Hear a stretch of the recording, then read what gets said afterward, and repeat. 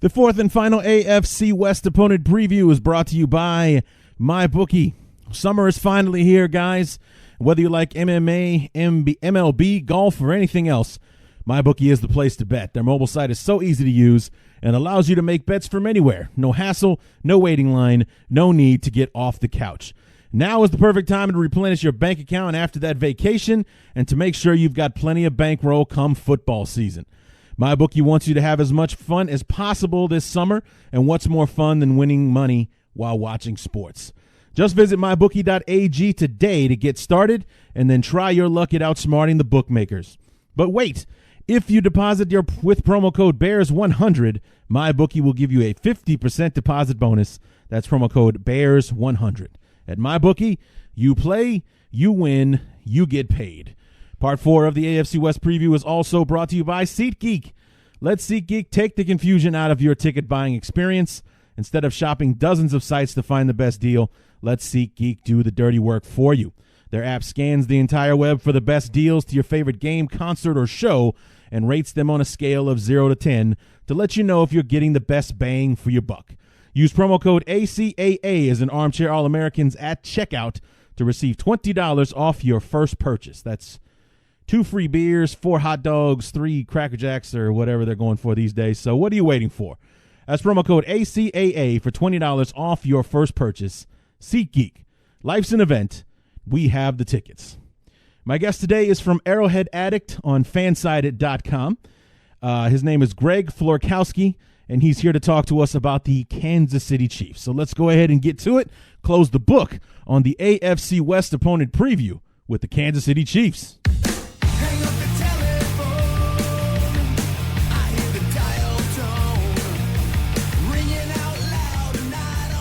Two down, 2 to go. And when I say 2 down, 2 to go, I'm talking about the various sections of our opponent previews. We're finished with the same place opponents. This one is our fourth and final AFC West preview. So that's 2 that we're done with. On to the NFC East and the NFC North, which includes our beloved Chicago Bears. What's going on, everybody? Larry D back for part 4 of our AFC West opponent preview. Greg Florkowski from Arrowhead Addict on Fansided.com will be joining us here in just a few moments. And unlike our San Diego Charger guy, he is a fan of the Chiefs. So we'll have that thrown back into the mix here. So we'll talk to Greg about the Chiefs and the season that they had last year, and Mahomes and the magic that he displayed, and winning the MVP, coming up just short in that AFC Championship game against the Patriots, and what a tough loss that was to swallow for the season to end that way.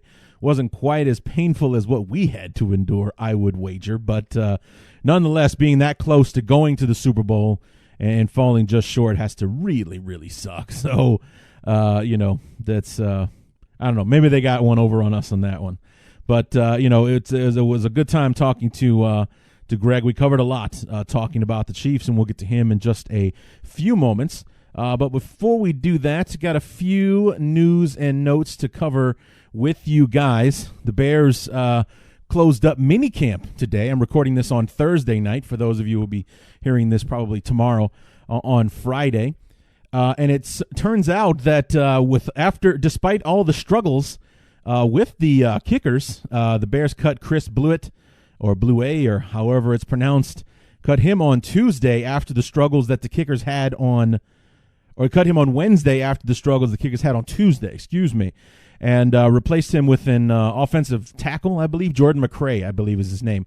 He was signed today to round out the 90-man roster, and that is the current roster the Bears will be going to training camp with now that mandatory minicamp closed the door. However, it was the kickers that sent the team home on a positive note, because Nagy put it on both the kickers that if they make a 40-yard field goal, that the Bears don't have to go through the conditioning test that was set to close out today's practice.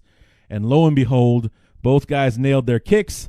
No condition test. Enjoy your summer. We'll see you in 6 weeks. Get ready to kick some ass and win a Super Bowl is how Matt Nagy pretty much put it to the players. So the kickers go into the summer break on a positive note. The team has a little bit more faith in the kickers than maybe they did before this whole mess got started.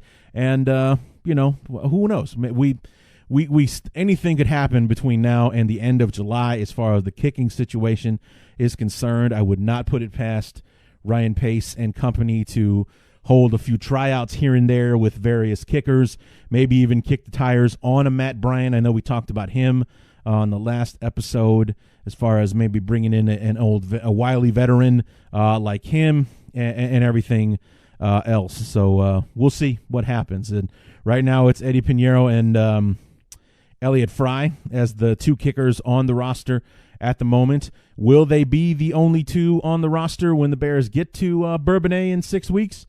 We will have to wait and see. So speaking of waiting and see, the Carson Wentz contract extension, of course, brought some attention to our beloved quarterback, Mitch Trubisky, who was asked by the press about the contract and how he sees the whole thing working out with him and everything. And basically his answer was very diplomatic, and basically Mitch just confessing to the press corps that he wants to play all of his football in a Chicago Bear uniform. He hopes that whatever contract he signs is the one that will keep him in Chicago and, for the foreseeable future and his entire NFL future. So always nice to hear something like that from your quarterback. And, just something about this kid. I've kind of had a feeling about him since I got over myself in not wanting to draft him.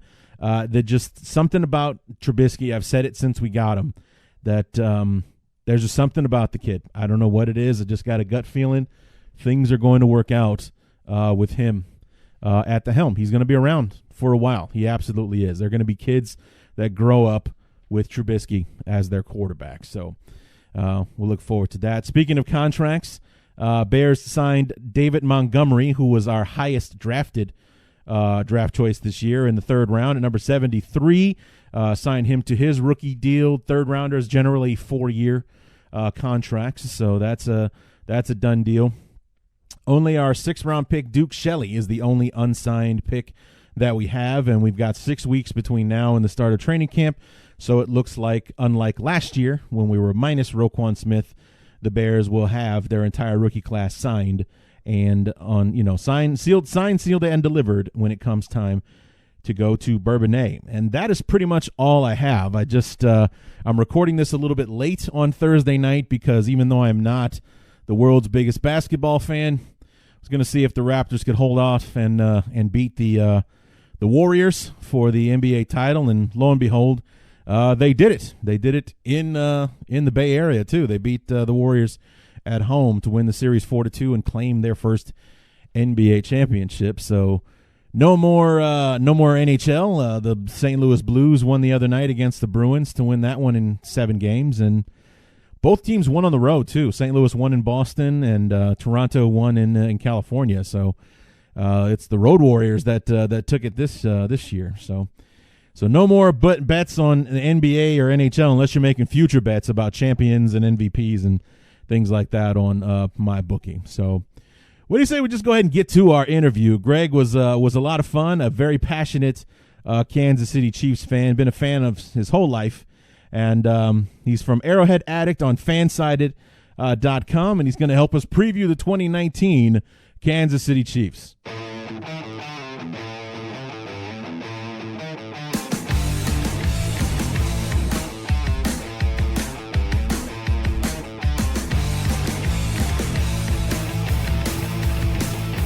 And we have reached the final chapter of our journey through the AFC West. And, of course, we travel from worst to first. So we've done Oakland, Denver, I was going to say San Diego, Los Angeles. And now that we go to the reigning champion, Kansas City Chiefs. And here to help us talk about the Chiefs and their special 2018 and what they're hoping will be an even more special 2019 from Arrowhead Addict on Fansided.com, Greg Florkowski. Greg, how are we doing, man?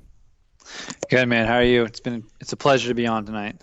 Well, I appreciate you joining us. And, this is one of the shows I've been looking forward to most, quite frankly, just because the Chiefs were such a breath of fresh air last year, of course, until we reached the playoffs where we just went back to the old guard in the AFC. But before we dig into that wound, let's just talk about 2018 in general. You know, there was a lot of what if or maybe or anything like that about Patrick Mahomes taking over the reins as quarterback, traded away Alex Smith, so the safety net was gone. We're flying without a net here. Yeah. It's Patrick Mahomes' job. Will they or won't they succeed? And 6 touchdowns in the first game, 7 more in the second, and running into 50 for the year. I know that the answer is probably no, but did you see anything like this coming with Mahomes taking over the offense in year number 2? No, man. So, I was a huge Alex Smith fan. I loved Alex Smith. He wasn't always our best guy, but playoffs 3 out of the 4 years he was there, and he was always consistent, but never took us to the next level. But to be honest, when I was in the preseason watching Patrick Mahomes, I was a little nervous because honestly, our offense wasn't clicking. We didn't look that good until I think it was our third or fourth game was against Atlanta, and it was on the highlight reel for probably 2 weeks after that. He just threw a 70-yard bomb just out of nowhere. Yeah. And from that point, I was kind of like, all right, well, we got something. But then, whenever week 1 turned around and we had the huge beatdown in Los Angeles, and then the big one for me was week 2 against the Steelers, man, yeah. With the 6 touchdowns against the Steelers, who for some reason always have the Chiefs number. I don't know what's going on. It must be in the freaking water or something. But the last time we beat the Steelers, Big Ben wasn't even the quarterback. So wow. I think we beat him like 2 seasons ago, but Big Ben was out, so it's been a long time since we beat the Steelers, and for good reasons. They're a really great team. But yeah, I didn't see anything like this coming. But once it happened, I was on the Mahomes train. That the Smith jersey went in the closet, and the Mahomes one, it came out. I bet. See, and like I said, breath of fresh air. It looked like there was a new lead horse in the AFC. But before we get to that, kind of skipped over a question. You're new to the show, new to the Bears Talk Underground guest community, and one thing that we like to ask all of our new friends is, A, where are you from? B, where are you now? Because that never seems to be the same place. And 3, do you have a favorite moment as a fan of the Kansas City Chiefs? Yeah, so I'm actually in the Air Force. I'm from a small town in Missouri called Smithville, Missouri. It's near Kansas City. It's very close. But right now I'm actually in Augusta, Georgia. So I'm right down here in NFC country, and it's kind of where I'm at. To be honest, being in the military, you don't get to watch all the games. It's always hard you got to get Sunday ticket and all these different things just to watch a game. Sure. One of my favorite moments was actually not last year, the year before, the opening week against New England. Sure. When we went into Foxborough, which everyone knows is a very horrible, impossible place to win, I feel like, and we just hung 42 on them. Just like it was nothing. Like Alex Smith went in there and was just throwing bombs, and Kareem Hunt. It was kind of his coming out party, and it was a big day for Chiefs fans, and the whole nation kind of saw it. That was one of my more memorable moments as of late of being a Chiefs fan. It was a huge one. I was actually in Afghanistan when it happened. It was awesome. So that was one of my favorite moments because everyone was kind of doubting us. I mean, they're hanging the banners. Tom Brady. They were coming in, and Tom Brady was Tom Brady, so everyone expected a great game out of him. And the Chiefs just came and rained on that party, and it was awesome. Yeah, I quite enjoyed that evening myself. Just because I'll admit I hate the Patriots. I really do. I'm so sick of them winning. It's time for someone else to come along. So one of the big games on the schedule for the Chiefs was that big showdown right towards a little past midseason with the Rams on Monday Night Football, a game that was supposed to take place in Mexico City, but thanks to Shakira and her fans, they destroyed the field. They weren't able to recover, and instead the game had to be played in Los Angeles in the Coliseum. And it was like watching a game of Madden. Whoever had the ball last was going to end up winning the game, and that's essentially what happened, and what was almost a Super Bowl preview. Oh, yeah. That was the game I think all of us were clamoring for, especially after the game we saw on Monday night. But, talk a bit about that game. And even though you ended up losing, was there any kind of doom and gloom with it? Or, how was the feeling after that game? Oh my gosh. That game was built up for, Monday Night Football. You can't just get much bigger than that. And then it was after the big fire in California. So it was almost like it was made to be, man. It was like it'll be a movie soon. Mark Wahlberg will play Patrick Mahomes or something. I don't know how it's going to happen, but it was just like out of a movie. The LAPD was there and everybody was there. The Coliseum was full for the first time, and I think they said forever, like in full capacity. The atmosphere was perfect. The night was beautiful, and then the game that was put on was it was crazy. You can't pay for anything better than that. Like, that was some of the best football I've ever seen. Obviously, defense was. I wouldn't even say defense. There was not a lot of defense, but the defense, they showed up at certain points. I think there's a couple strip sacks on both sides. Aaron Donald did his thing. Chris Jones did his thing. Justin Houston was effective.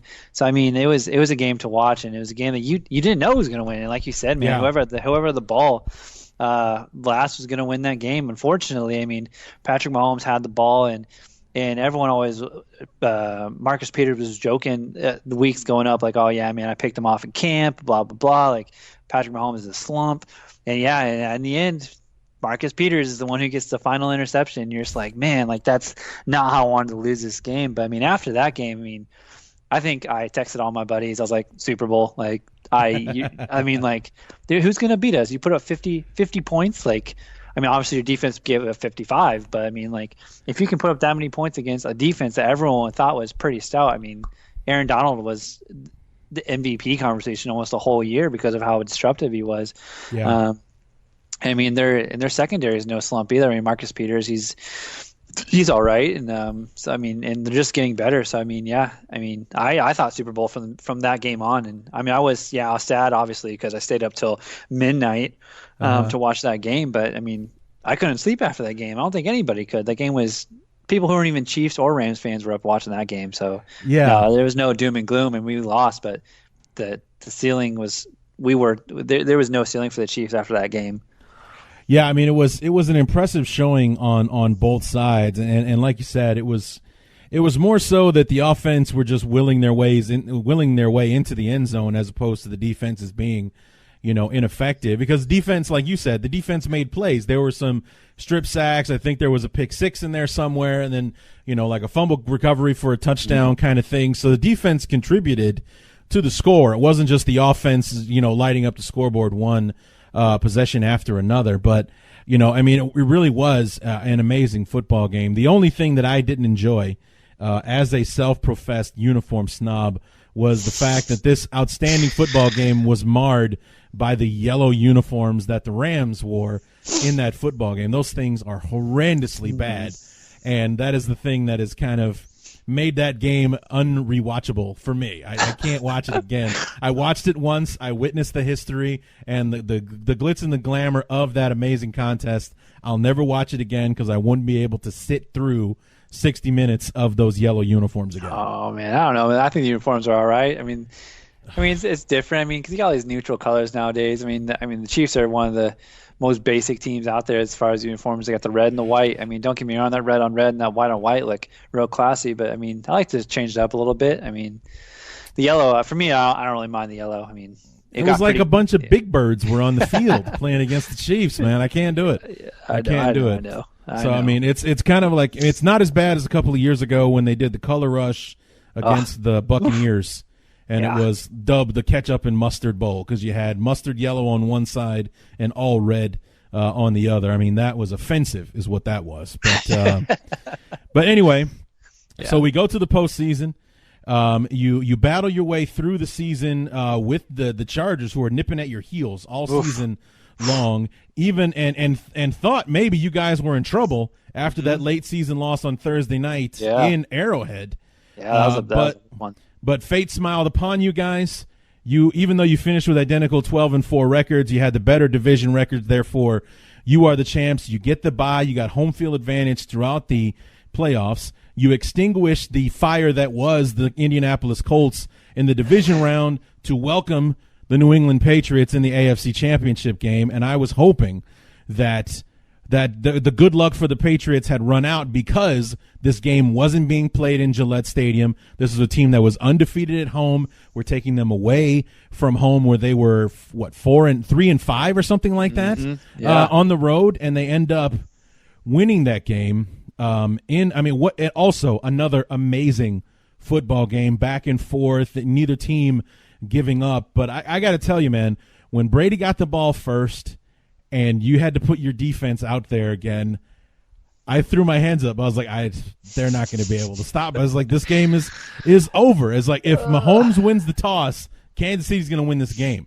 But if we give the ball to Brady, or if we give it to him, if they get the ball, that's it. I don't think the defense has anything left. Did you have any eerie feeling about it when the Patriots ended up getting the ball first?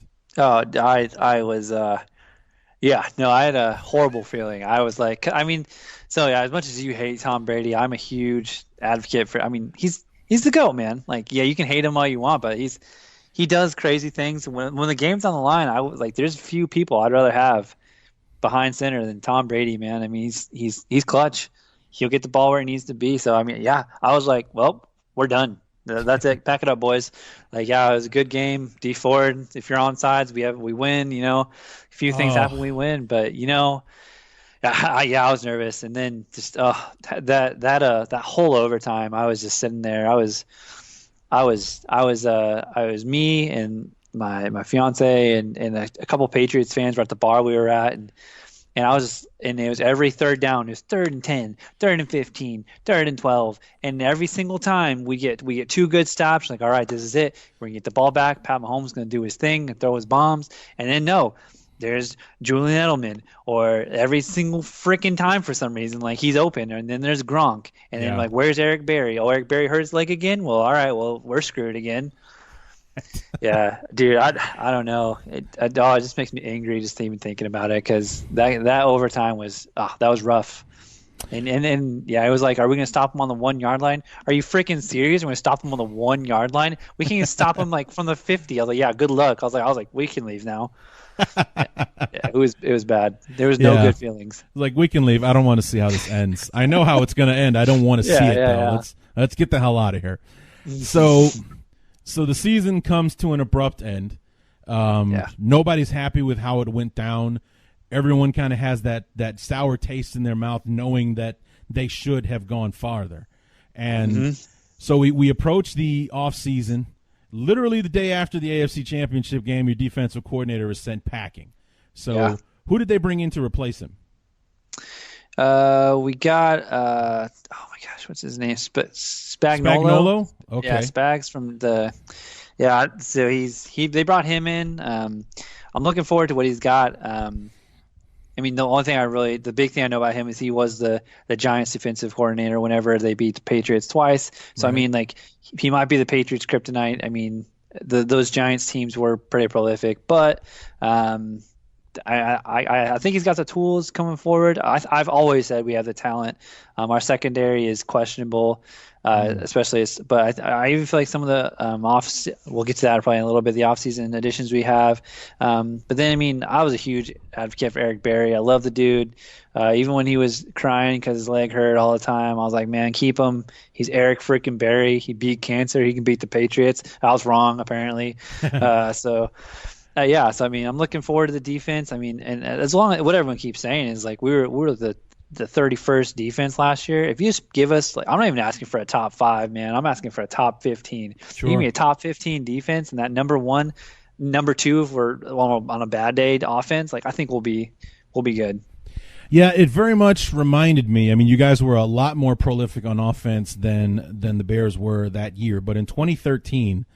The Bears had the second best scoring offense in football. It was Mark Trestman's first year as head coach. The only offense that was better than us that year was the one where Peyton Manning threw for 600 touchdown passes and they scored like 80 points a game. The best offense of all time statistically was the only offense better than the Bears that year. And It was the first year without Lovie Smith, without oh Christ, I can see his face from our defensive coordinator from 2012. He's the defensive coordinator for the Cowboys right now. His name is escaping me right at the moment. Yeah, no, you got lost, man. Yeah, but anyway, it was our first year without him. Our defense got old and it got bad overnight. We had the worst defense in football that year. We were a swinging gate on the ground. I mean, people could just run for 350 a game on the Bears, 8 yards a carry. It was embarrassing to watch. And if we had the 15th ranked defense, like you said, if we had middle of the range defense, we go undefeated that year because we literally, and I know the objective of the game is to outscore your opponents. We literally had to outscore our opponents to win the game.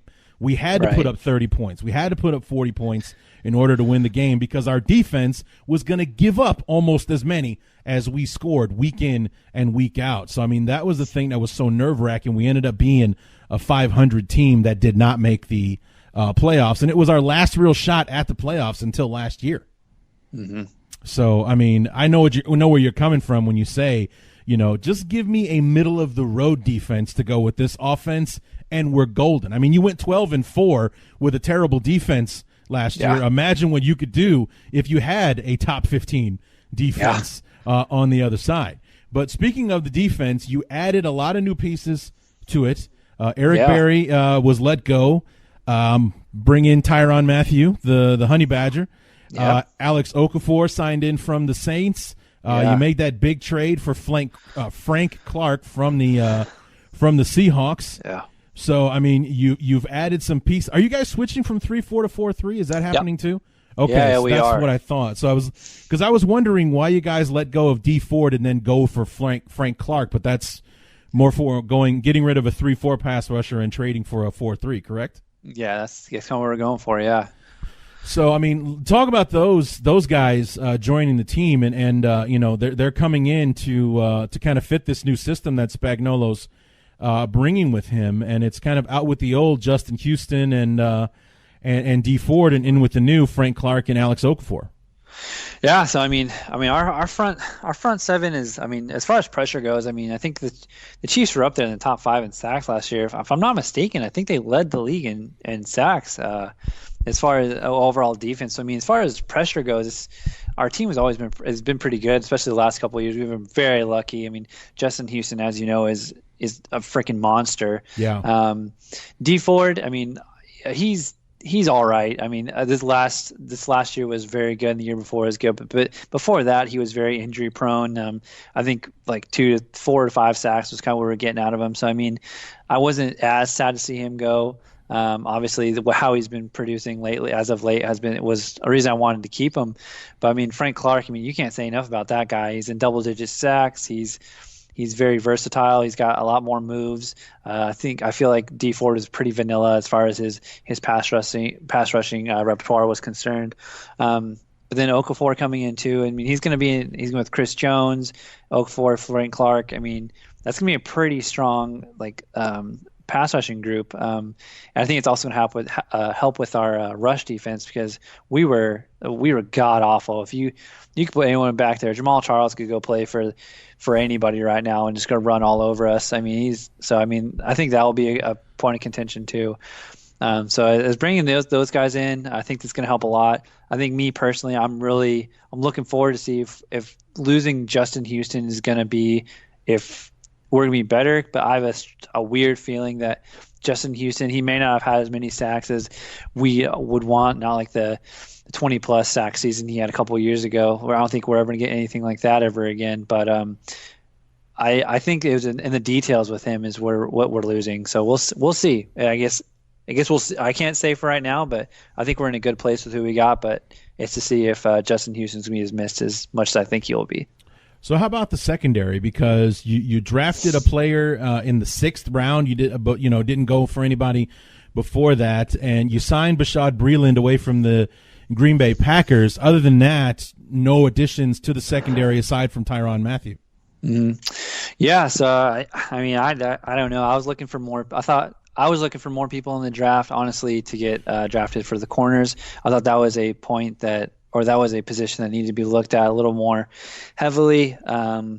especially like for a first round pick, getting Mecole Hardman. I mean, I guarantee he's gonna be a decent player for us, especially. But the wide receiver position right now, we have a lot of them, so I don't think it's gonna be necessary. But then we got Juan Thornhill. I'm hearing a lot of good. Yeah. Okay. Yeah. The safety out of Virginia. I'm hearing a lot of good things out of camp about him. So I think he's gonna get some practice or some playing time. I mean, we still got Daniel Sorensen back there, which Dirty Dan, man, he doesn't get talked about a lot, but he's one of those guys who he's not the best safety in the world, obviously, but he's definitely consistent enough where I feel safe having Dan Sorensen back there. But yeah, like you said, we got Breland back there, which to be honest, we let. Oh my gosh, who did we let go? Steve Nelson. We let Steve Nelson go to the Steelers. Which, if you're asking me, I mean, I think the Steelers screwed themselves. The player they got wasn't. He wasn't worth it. I honestly thought we were just going to keep him and maybe cut him or something, but we'll see. We'll see if Breland's a step up from him. But we got Kendall Fuller still. He's pretty good. He's decent enough that I feel safe having him there. So as far as our secondary is concerned, I still think that it's going to be the weakness of our defense, because I do know that we don't have a lot of depth behind them. Okay. So if anything happens to the starters, the depth behind them is going to suffer, and it's going to show pretty fast. I think just with wear and tear of as the season goes on, your starters won't be able to play the whole game. So we'll see. Right. So we look at some of the one other addition, and it's kind of, you lost 2 and gained 1, but you know, Kareem Hunt obviously had his situation last year, practically midseason. He was let go because of the incident, and not so much because of the incident, but because he lied to the team about what actually happened, and then he got busted. Yeah, and then what happened, and now he's with the Browns and still waiting to find out how much he's going to get suspended, if that hasn't been announced yet already. I don't think. Yeah, I think it's 8 games. 8 games we got suspended for. Is it official though? I mean, because I know that's the rumor, but has it officially been announced? 8 games? Yeah, I think. Or maybe it happened such a while ago I don't remember. Maybe that's what it is. Yeah, I think it was, but I'll look real fast for you here and see if they pull it up. But also Spencer Ware left as well to go to the Colts, and you pick up Carlos Hyde from the Jacksonville Jaguars. Who else besides Hyde do you have running the football right now? 8 games. 8 games. Okay. Yeah, so I mean, we got Damian Williams. He's our. They came out in camp and said he's our starter. So we got Carlos Hyde. So I mean, I feel pretty good. I mean, yeah, when Kareem Hunt went down, I mean, I personally was not good, if I'm going to be honest. I was a huge Kareem Hunt fan. I mean, for obvious reasons, man. He's awesome. But then we got. So we got Darwin Thompson. He's the Utah State running back we just drafted this year. We got Damian Williams, our starter. We got Darrell Williams still. And then we got Anthony Sherman as our fullback, who got a little more time last year. So, I mean, I don't know if I'd say if there's a clear – Damian Williams clearly he was pretty good last year for us for the final stretch of the season. We gave him an extension at the end of the year.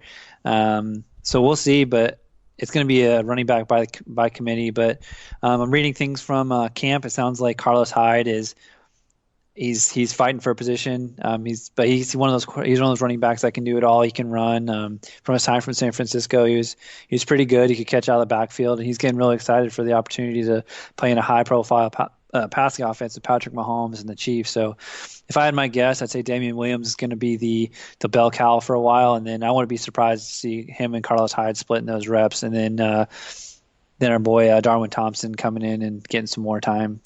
But the other Williams guys, I don't know what's going to happen with them. They might go to the practice squad or something else. Sure. And the last part that I want to talk about for free agency was Mitch Morse, the center.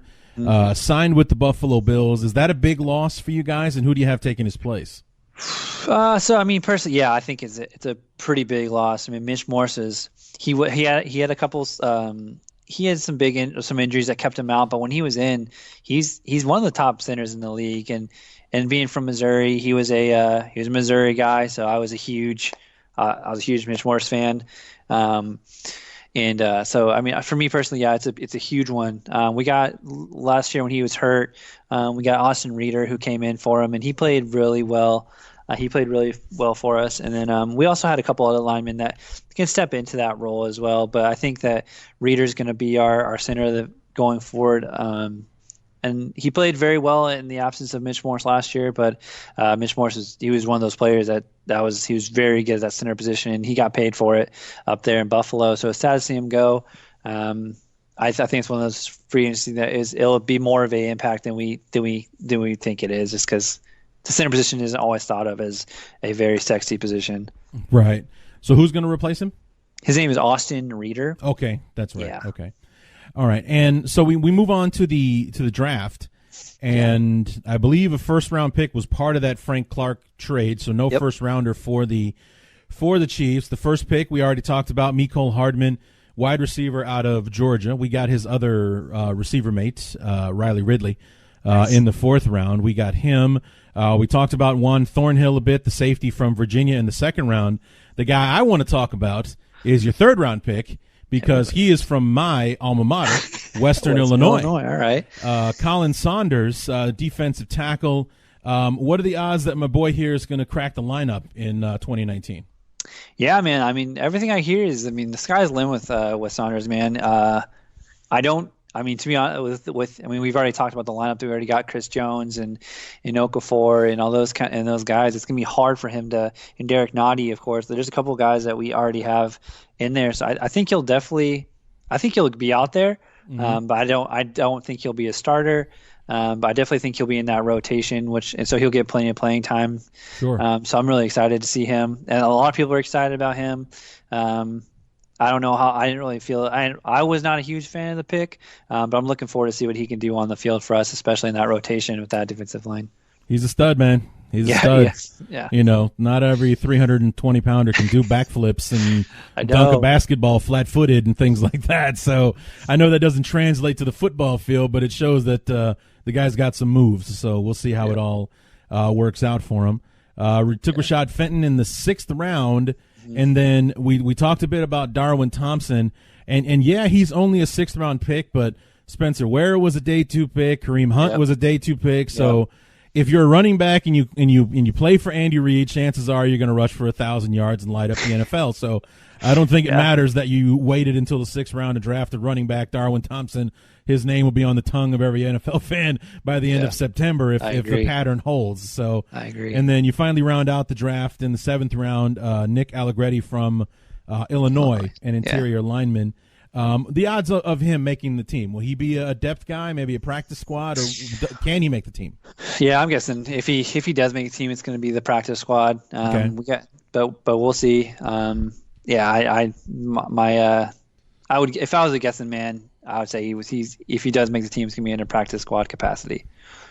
Right. So as we look ahead to 2019, let's reflect back again on 2018 and just the year that was. I mean, an amazing season for the Chiefs and Mahomes, stealing the national spotlight basically with the way that he played. That no-look pass against the Ravens was just sick, and everything that he and the Chiefs were doing offensively, it just basically seemed like they could do no wrong. Or if they lost the game, it certainly wasn't Patrick Mahomes' fault or the offense's fault not doing their due diligence to make a victory. But it was an amazing year to watch, and ended up winning the MVP. Oh yeah. So are you a superstitious guy? Yeah, I'm. There's some superstition, like the fact that he's on the cover of Madden. Yes, exactly. He's on the cover of Madden. That has not been traditionally a good thing for almost every Madden cover boy. So I was wondering if there's any worries about that actually being a thing. I know that you're in the military, so there's always some superstition with military guys as well. How much are you buying into the curse? Are you praying against it kind of thing? What are you thinking going into 2019?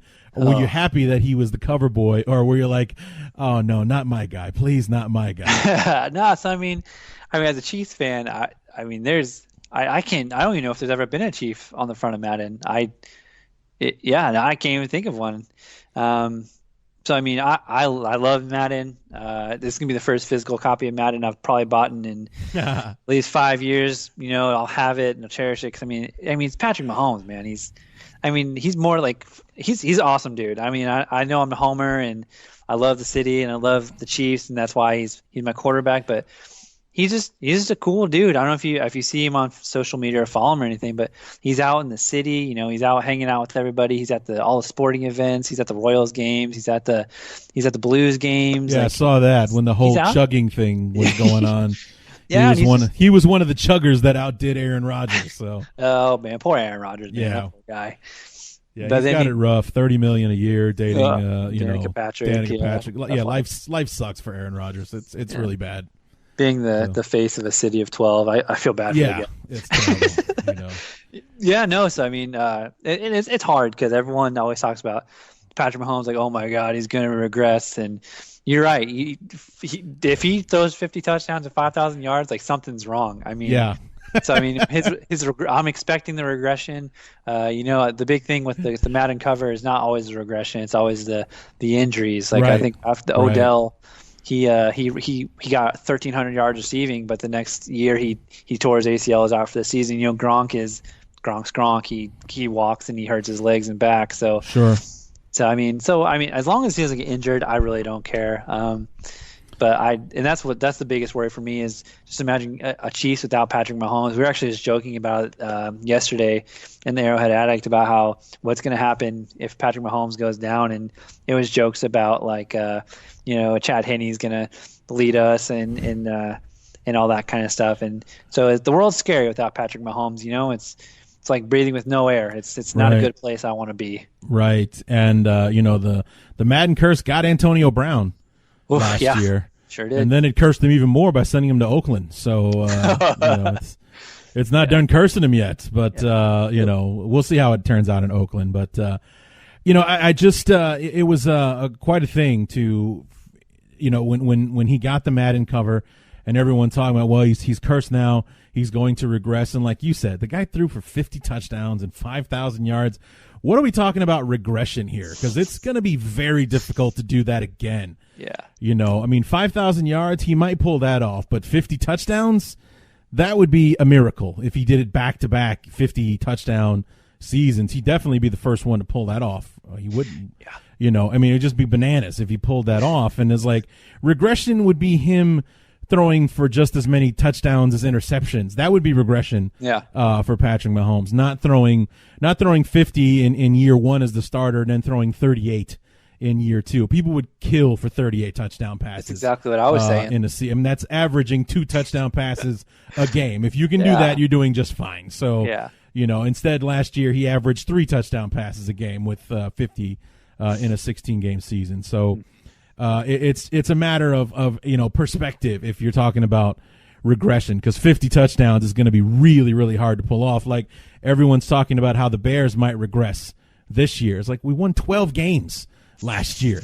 It's not going to be that hard to regress from 12 games. It's a matter of how we won those 12 games or how we lost the ones that we did lose. Because, even though we were 12-4 last year, the 4 games that we lost, we could have won all of them. So it's just a matter of how you end up looking at it. So, maybe the Madden curse is real, or, maybe it might have something to say in how Mahomes' season goes. But as far as the regression and his statistics are concerned, he'd have to basically even out in stats. So like 28 touchdown passes, 28 picks or something like that for me to see regression out of him. Yeah, no, I agree, man. And that's why I said everybody too is like, oh, he's gonna regress. I'm like, well, hell yeah, he's gonna regress. I was like, here's a stat line for you guys. I was like, 40 touchdowns, 4,000 yards. It's gonna be a horrible year for Patrick Mahomes. I was like, it's gonna be rough, guys. Yeah. And that's what I truly believe. But then the other thing is like, why can't he throw for 50 touchdowns and 5,000 yards? I mean, his offense isn't changing. I mean, Tyreek Hill, the jury's still out on him. I mean, we don't know if he's going to be playing. I'm saying he is. So you got me on record saying Tyreek Hill will be there. So we got Tyreek Hill. I mean, he's not changing. We got Mecole Hardman coming in. I mean, The only person we really lost on our offense is Kareem Hunt, but we were able to mitigate that issue last year. And then we lost Chris Conley, which, I mean, Chris Conley was he's an all right receiver, but in terms of real game breakers, like I would not consider Chris Conley a game breaker. So I mean, as far as our offense is concerned, we still got Travis Kelce. I mean, the best tight end in the league. I mean, people say George Kittle, but they're liars. But so we got Kelce. I mean, our offense is there. I mean, Patrick Mahomes is he's just gonna get better. So I don't see why it's out of question. But so I mean, we'll see. But yeah, there's definitely some regression. Right, and the funny thing is, like we've been saying here, the Mahomes could see a 20% reduction in each of his stats and still make the Pro Bowl next year. He could be the MVP still. Yeah, 40 touchdowns and 4,000 yards. Those are MVP numbers. So yeah, it would not be wouldn't be that awful. But so we look ahead at the 2019 season, and real quick as we dip into the schedule here, after a relatively quiet month of September, you got the Jags. You got 3 out of 4 games on the road to start the year. You're at Jacksonville, at Oakland. Home for the Ravens, week 3, that's your first home game, and then at the Lions, week 4. And then after that, 3 out of the next 4 games are on national TV. You got Sunday Night Football against the Colts, home for the Texans, so another playoff team, at Denver for Thursday night, so a quick turnaround after that game with Houston, and then Sunday Night Football the following week after the mini-bye, if you will, a 10-day break between the Broncos and hosting the Green Bay Packers on Sunday Night Football. So you got a relatively quiet start, even though most of it is on the road. Then 3 out of 4 at home, but 3 out of 4 on national television. So, I mean, putting the spotlight on the Chiefs to see how they're going to finish up that first half of the season. Mm-hmm. Yeah. Yeah, so I mean, looking at the schedule, I mean, the big ones I got circled personally are going to be the, week 1, just because I want to see if my Chiefs are the Chiefs still. I mean, you still got to know if Patrick Mahomes still has it.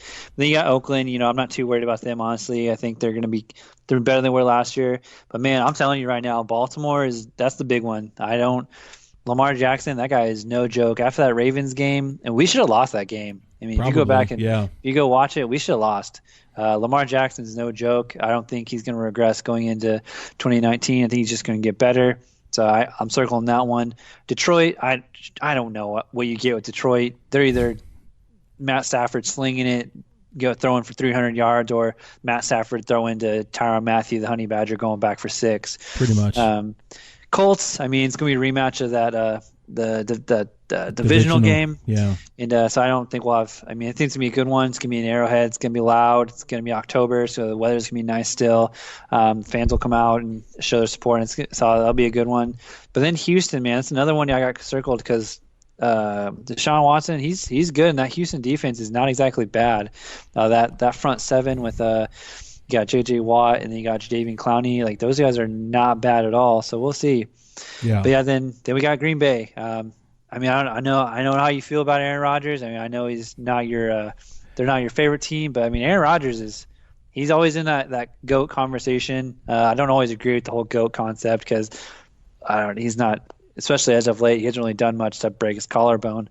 Right.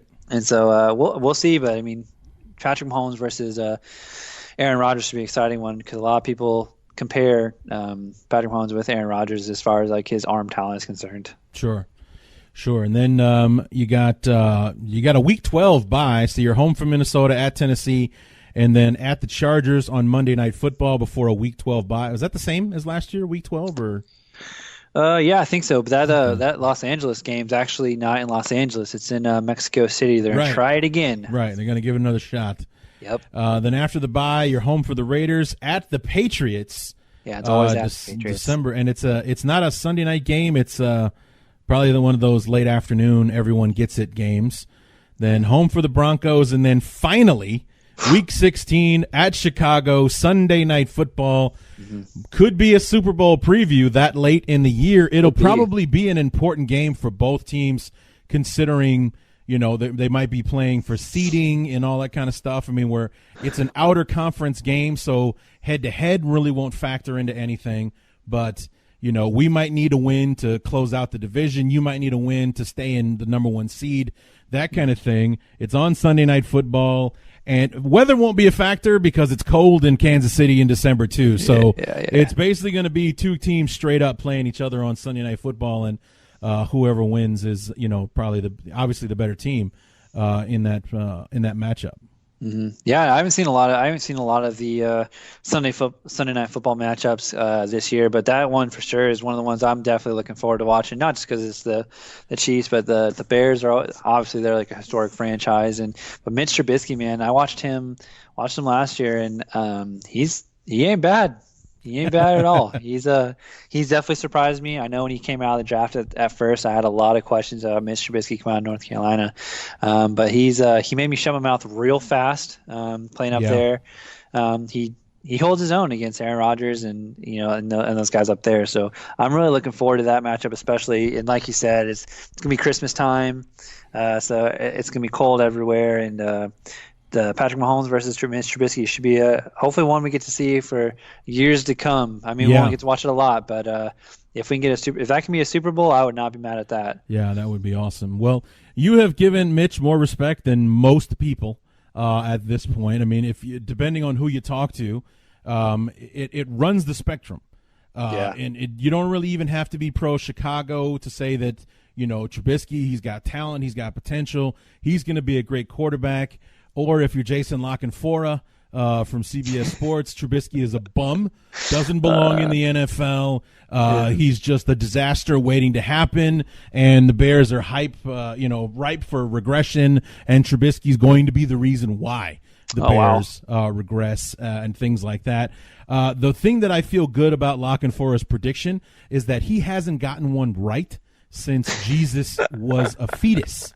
I mean, I don't understand how you can be an insider and be in the spot that he's in and be wrong as much as this guy is. I mean, it's remarkable. And for whatever reason, the guy's got a hard on for the Bears. I don't know what it is that his problem is with Chicago, but if it's anything he's saying about the Bears, it's all about negativity, and I don't know what it is. Like maybe he was a friend of John Fox or something like that. The Bears sent him packing, so screw Chicago from now on. Screw Ryan Pace, or whatever. I don't know. Whatever the deal is, he's got it out for the Bears that the Bears can't do anything right in this guy's eyes, and he can't wait. He's one of those. He's going to be I told you so if the Bears falter in 2019. He'll be the guy front and center that's telling the world, I told you. The Bears were, a figment of your imagination. 2018 was a fluke. Lockenfora will be the guy front and center that says, I told you that it was all just a mirage. The Bears are not for real. So, but when it comes to Trubisky, those are the extremes.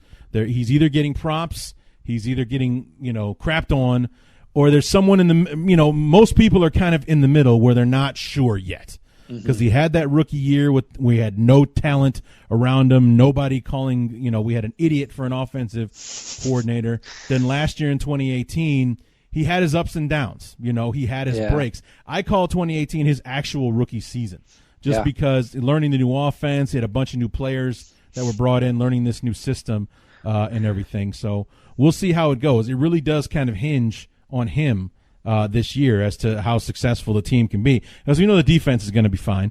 We know that he's got the tools around him, and what those tools are able to do will depend on how he's delivering the football to him. So I'm looking forward to seeing how that's all going to pan out for the Bears. So no, I'm looking forward for you guys too. I mean, Matt Nagy, when you guys took, I was super pissed whenever you guys got Matt Nagy, because I mean, as far as like the evolution of the Chiefs and Alex Smith and stuff, like Matt Nagy, like he was at the forefront of all that. So I was like, oh man, Matt Nagy's the best. Made Alex Smith who he is pre leg break.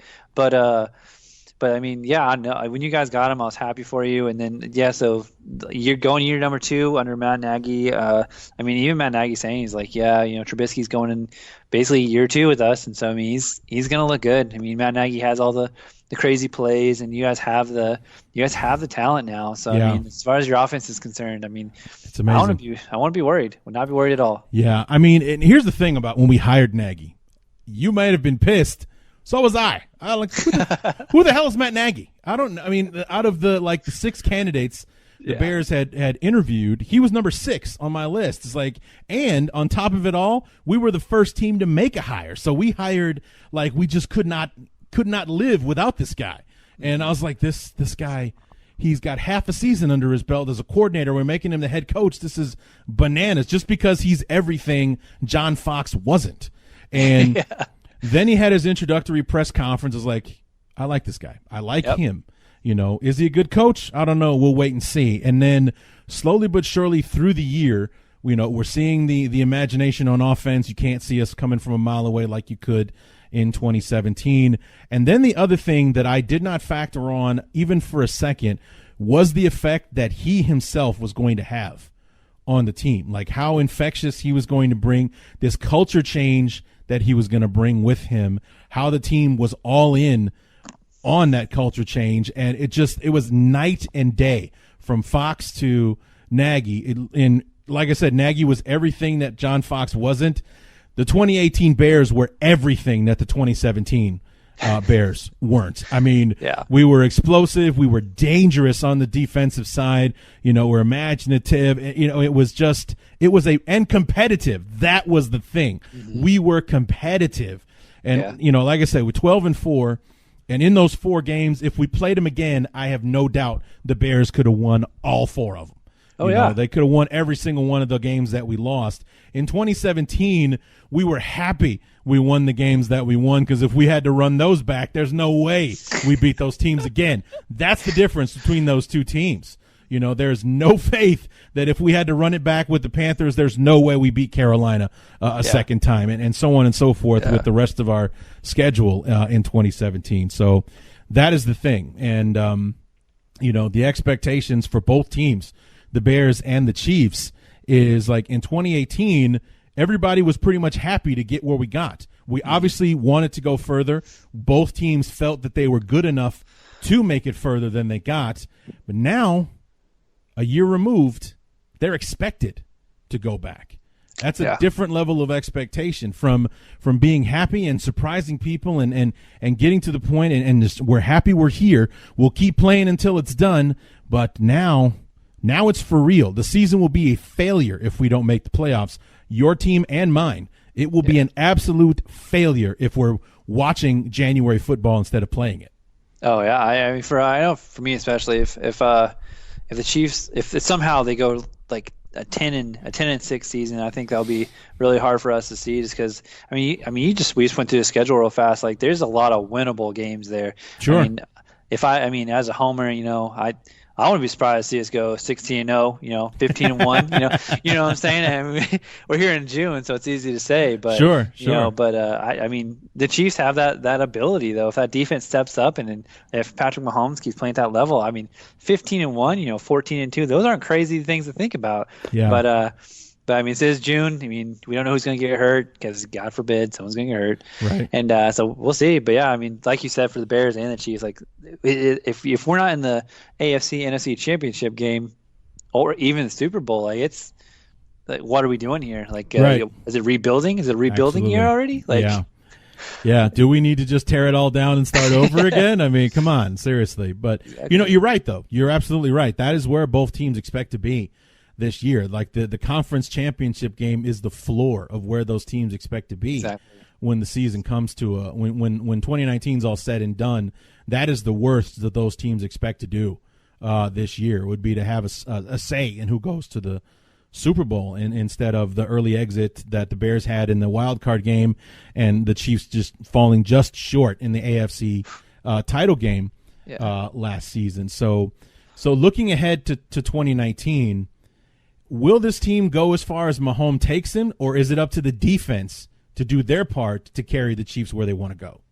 Yeah, so I think it's going to be Mahomes. I think it's not as far as Mahomes wants to take them. I think this whole team's going to live and breathe on Mahomes. I think there's no reason to think it's going to be any different. I think he's going to, if we're going to win, we're going to win with Mahomes. If we're going to lose, we're going to lose with them. I think our defense is going to step up.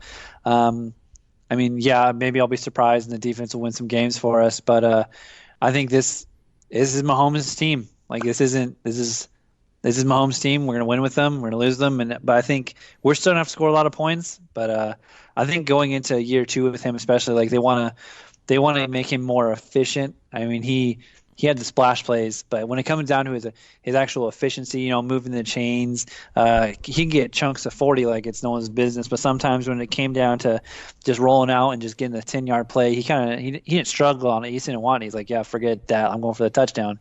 Right. So and a lot of times that didn't end up in a touchdown. It ended up in an incomplete pass because our receiver is going to catch. So I mean, we'll see. I think his efficiency is going to go up. So I think this team rides with Mahomes, and we win or lose with him.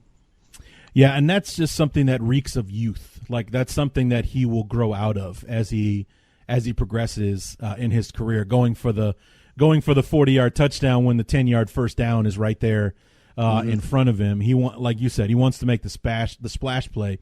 He wants to be on SportsCenter. He wants to make the top 10 kind of thing, and he'll grow out of that. So. I think he's got a good head on his shoulders. And just one more thing, just to tell you about Patrick Mahomes. I put out a tweet during the season because there was a lot of hubbub about my man's dietary habits and the fact that he puts ketchup on steak. Hey, man. And I posted on Twitter, and I actually think I put it on Facebook as well, that I said, and I quote, Patrick Mahomes may not be my quarterback, but he and I understand each other. And it was a picture of a steak that I had at Texas Roadhouse out here with a beautiful steak, had a bunch of, grilled onions over it, slathered in ketchup. I understand where Patrick Mahomes is coming from. I am a ketchup on the steak guy. So yeah. Don't at me, bro. Don't at me. On, man. That is delicious. I don't give a damn what anybody says. I am on board with Patrick Mahomes and ketchup on steak.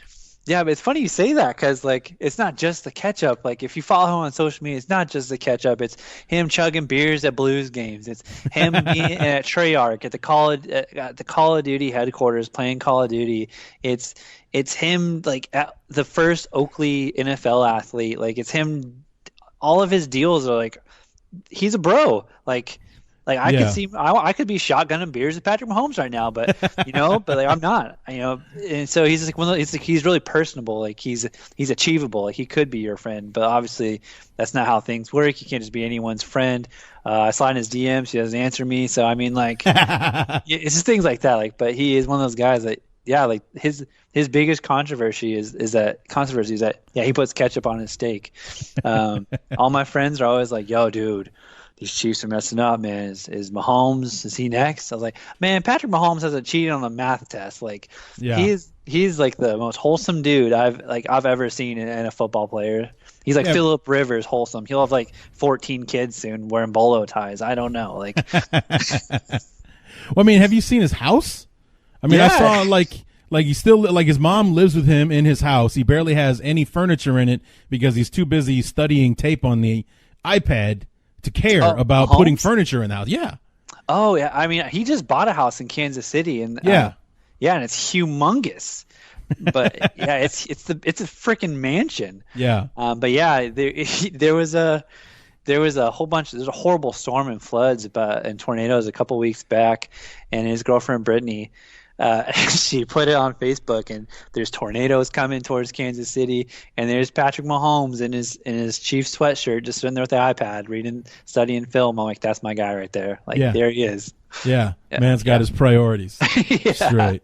So Greg, I look forward to seeing what this matchup holds for us, and unfortunately it's going to be 6 months before we get a chance to talk again, because here we are in early to mid-June, and we're talking the end of December, week 16, when the Bears and the Chiefs finally play each other. Hopefully we'll still remember each other's names in 6 months when we play each other finally. But we look forward to having you back on the show to preview that matchup and what we both anticipate will be high stakes and what it holds for each team and their standing in their own conference.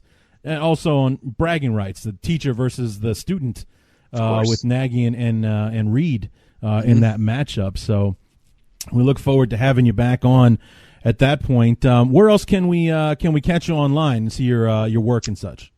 Yeah, so I'm on Arrowhead Addict. I put stuff up there every once in a while whenever I have a chance.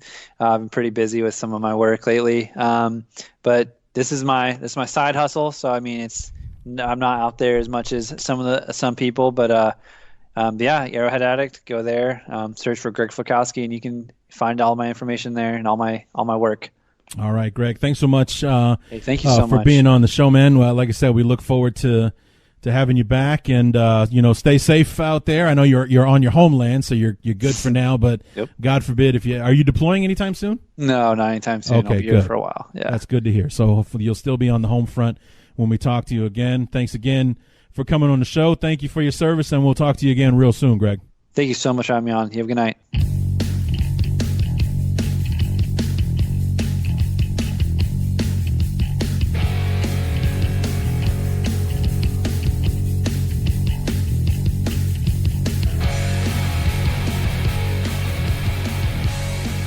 Remember, guys, promo code ACAA for $20 off your first ticket purchase at SeatGeek, and Bears 100 to get your 50% deposit bonus at mybookie.ag. I want to thank Greg Florkowski from Arrowhead Addict for being on the show with us, and it's going to be a long, long time before we get a chance to talk to him again.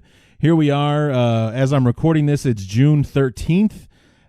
It's another week before the official start of summer, and by the time we talk to him again, around the Bears play the Chiefs on the 22nd of December, we will be on the eve of the first official day of winter. So we're going to go through all of summer and the entirety of fall before we get a chance to talk to him again, and basically all of our questions about the team will be answered by either team, actually, will be answered by the time that we get a chance to talk again.